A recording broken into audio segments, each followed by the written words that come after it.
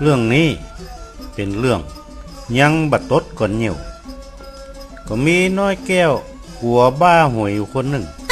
อันยังก็เอาไปแปลเป็นเลขหวยไปเห็นหมดก็มีวันหนึ่งหวยใกล้จะออกก็ฟังไปที่ก่อกล้วยหลังบ้านนำถูกนำเตียนไปตามปูจาก่อกล้วยนั้นก็ตั้งอยู่ใกล้ๆห้องส้วมขณะที่กำลังขอก็เป็นเวลาเดียวที่กับเมียกำลังเข้าห้องน้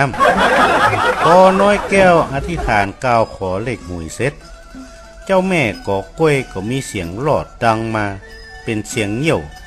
ซี่แปดเป็นเสียงเหี่ยวกับเสียงตดของเมียน้อยแก้วก็ว่าหั่นเจ้าแม่ก่อกล้วยฮื้อ48แกก็ไปบอกเมียว่าเจ้าแม่ก่อกล้วยฮื้อเลข48ฝ่ายเมียก็ว่าบ่ใช่ข้าเหี่ยวแล้วก็ตดใกล้ห้องน้ำนั่นอย่าน้อยแก้วก็บอกฟังเอาตังไปซื้อ48เนี่ยเต็มค่ะพอถึงวันหวยออกหวยก็มาออก84น้อยแก้วตกสะเกิดพอตั้งสติได้ก็ฟังไปหาเมียมากองปะหน้าเมียก็โกรธยิ่งนักใส่ว่าวันนั้น